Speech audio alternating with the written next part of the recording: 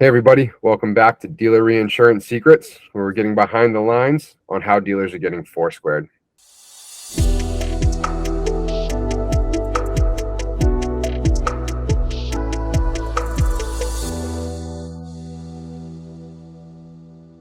Thank you, Al, for coming back and joining us for another session. We appreciate you spending your time with us today.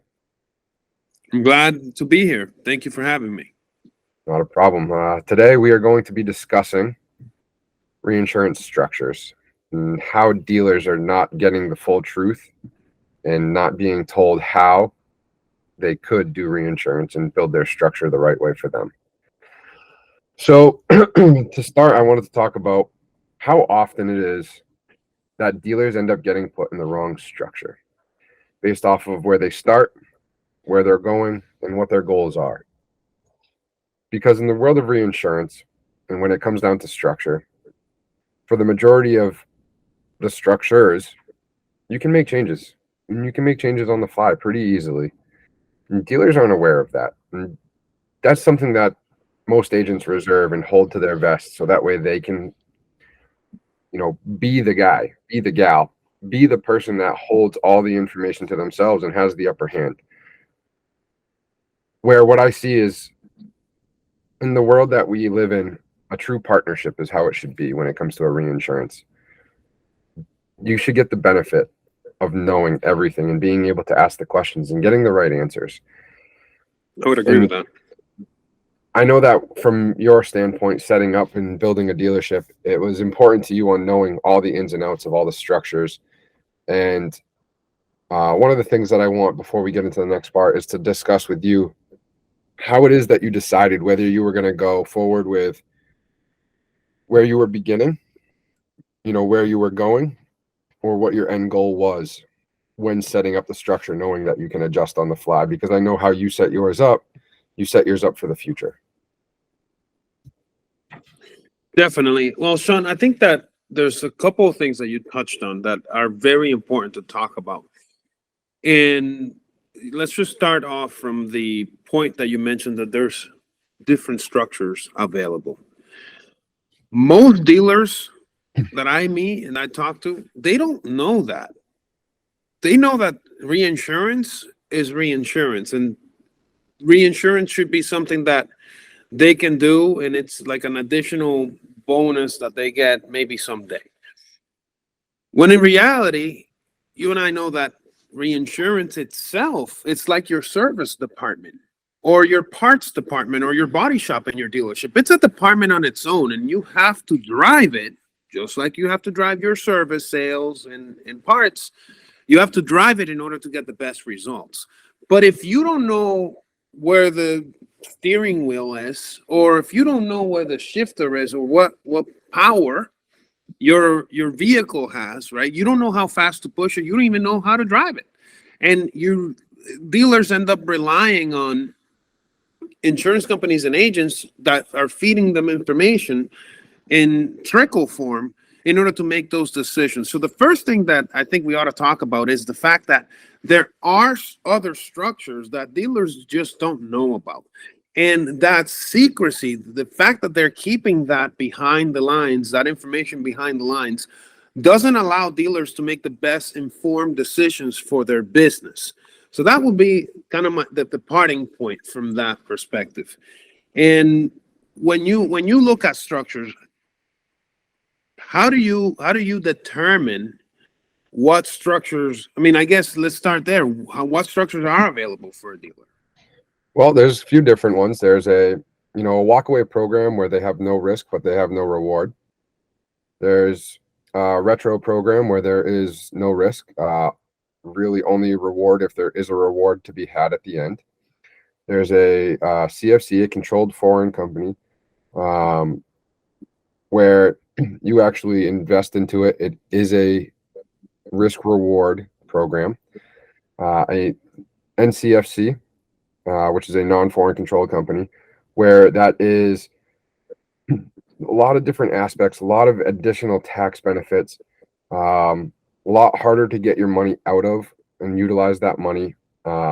Very much so for larger corporate style dealers where there's a lot of beings and boards. And then really the most valuable in my eyes right now for big companies, which is a DOWC, a dealer-owned warranty company, where it is same risk, but more reward. Again, for larger style dealers. And what it comes down to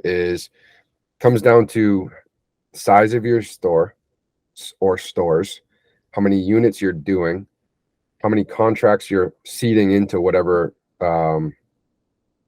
reinsurance style you're in, and then what your investment strategy needs to or wants to be for your future earnings and what you're trying to get to build your future. I just want to piggyback on what you just said, because I think that's super valuable. The fact that you have all those structures, and you can kind of, like you said, you can kind of navigate it.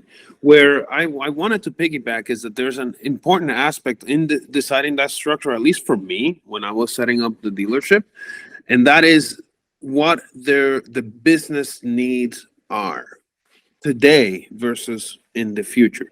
And what I mean by that is access to capital. So can I ask you, like, does it vary based on the structure, what capital you have access to? Absolutely. So breaking it down is you can take production loans with almost any company, everyone that I've run into at least, and I'm sure that there are some that don't allow it. What's a production loan for our audience? Because you and I both know that, and you've helped me with that. But you can take a loan based off of future sales. So if you're going to sell, say, 100 contracts a month, you can take potentially up to $500,000 and pay it back on sales with the contracts that are going back into the reinsurance standpoint, or non-reinsured money, the walk away. Or with certain programs, you can do what they call like a reverse retro, where a reverse retro is you get money up front for every contract you sell instead of the money coming to you in the future. So there are different ways that you can get more money. Some of the latter of the ones that we talked about, like the DOWC, is you can actually take and get more money out up front than typically with a NCFC or a CFC. interesting. And when you're making that determination, what goes, I guess as a dealer, right? What do I need to consider other than my volume and my goals? What's important? Because at the end of the day, I want to be in the most advantageous position for a dealer. Everybody has their hands out when it comes to a dealer. I think that the message that you're putting out, it really is important for dealers to know that they have other options, that they have other avenues, and most importantly, that there's benefits for those different options that they can select. So I guess my question is more around, what are some of the things that you do to make sure that the dealer is in the right position? So we actually in business do a full dealer analysis. So we actually go into the dealerships and we talk to everybody about all different aspects of the business, to not only just know, hey, what are your sales numbers? What are your contract sales? But we also know, hey, what are your claims? How are your claims handled? And what standpoint does the office remit, so that way money gets seeded at certain times? We do a full analysis to figure out every single way and aspect that a reinsurance or a non-reinsured dealer can be affected by their investment income and how it benefits them most. And we find that that's important because, again, dealers are not told everything in every aspect. And what I mean by that, Al, is actually something that we've run into a couple times in the last couple weeks, is you can actually participate in more than one structure at a time. Really? And what I mean by that is we've actually run into multiple dealers in the recent months, weeks even, that have not been including gap in their reinsurance because their agent suggested they don't. And they're doing it based off of national recordings with GAAP versus what their market actually dictates for GAAP. So in one particular instance, we had a dealer that we spoke with that has never participated in GAAP, been told that GAAP was doing historically bad. However, they live in a state and operate in a state where it has record lows of GAAP claims. And they were doing a walkaway program on that with a CFC reinsurance, and they were not participating in gains that they were getting on what would have been their GAAP structure. Where when we do is when we break it down and we figure everything out for a dealer via our analysis, is we actually have dealers that, hey, if you're in a really odd situation like we just went through in the last few years, where vehicle values are astronomically high on the used market and over sticker sales on the new market, where the vehicles could flip at any moment to an off market and lose a lot of value. I'm talking 30-40% of their value that they actually customer purchased for originally. Well, you don't want that to hurt your market. I mean, hurt your reinsurance. So what we do is we do this analysis to make sure that, hey, if that's going to happen to you, and if that's the situation that you're going to be in, don't avoid GAAP. Let's put GAAP in a retro where there's no risk to you, but all options to have reward. Where if you're in the best performing market in the state, in the country, there is still a probability that you will get a payout at the end. And if we didn't do that analysis, we would be in the same ballpark as every other agent where it's, hey, this could hurt you. You probably shouldn't do this. Where instead it's, hey, this could hurt you. So let's actually take it out of a hurting standpoint and put it into a standpoint where, hey, there's no risk, but there is still an option for reward. Let me show you. Well, one of the things I wish I would have known earlier in my journey is how quickly each structure can allow you access to cash. Because as a growing business, as a growing dealer, it's something that you constantly need. I mean, it's a constant cash need in a dealership environment.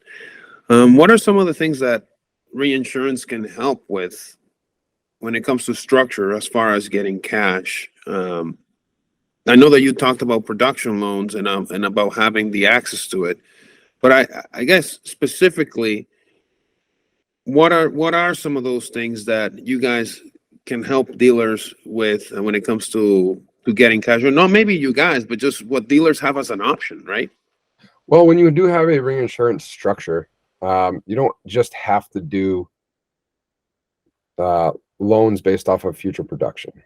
You can actually loan against your money too when you're in the right reinsurance structure. So anywhere from CFC to DOWC, you can actually take a loan against what you have produced, and you can pay it back. You can take it as dividends. You can pay it back tax only. There's so many different ways that you can utilize that money. That's not often talked about. It's more of the, hey, set it and forget it style, structure where it's all seated in and nothing taken out. Well, why would a dealer do this if there wasn't an ultimate end goal to utilize that money for something? And like you said, dealers oftentimes run into a situation where they could use cash. Well, why use cash somebody else's when you could use cash that is your own, but pay it back to yourself? And it's definitely one of the things that you've instilled in our day-to-day in our conversations, because really we're talking about having the right reinsurance. And this is what I realized as a dealer, right? As a dealer, I realized that reinsurance it's essentially a 401k on steroids. It's a 401k for the dealer. It's a savings retirement account per se, right? But when I say retirement, you don't have, if you can be active. You don't have to have an actual age limit or wait to a certain amount to withdraw your money with penalties. It's essentially a 401k that has access to capital today, that has the same ability to borrow against your portfolio with deferred payments you have the choice, to your point, of actually taking a dividend and just paying that loan back that way, or you can pay back interest only, or you can pay it back entirely, or you don't pay it back at all. And all of those options definitely capitalize your business, but also leverage the cash that's already coming into your dealership from your customer. And from that perspective, that's a huge benefit that I've gotten to enjoy as a dealer in having the right reinsurance structure. So for that, I'm thankful for helping me navigate through all of that. And it's very important, I believe, Al, is what you stated. For instance, in the past, we've been able to help dealers out with setting them up in the right structure, as much as assisting an independent group in getting access to capital to help them actually obtain a franchise store, something that they weren't sure if they were ever going to be able to do. And it was through their reinsurance that they actually found the way into doing that, with being in the right structure. So it's very important to be in the right structure. And honestly, our clients do it too. Having somebody else give you the right answer and, hey, an outside perspective on if you're in the right spot or not is never a bad thing.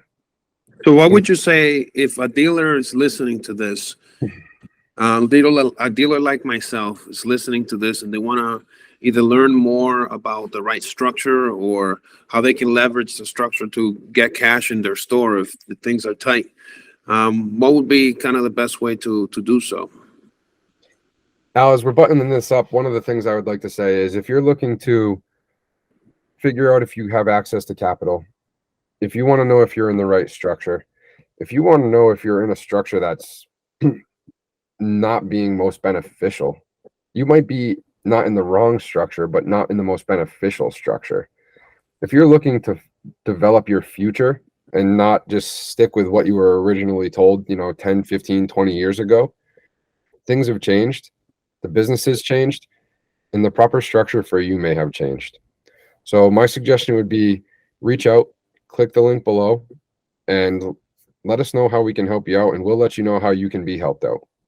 We want to make sure that you're in the right structure, not for your dealership, but for you as a dealer. With no commitments, of course. That's No one of the problem. things that I love of how you guys work. So that's awesome. No commitment. So that about buttons up our talk about structure. Anything else that you wanted to add to it? I have more questions and things to talk about, but I'm sure we'll connect on another call. Absolutely. We'll be in touch. Enjoy the rest of your day. Thank you for stopping with us, Al. You as well. Thank you. Take care.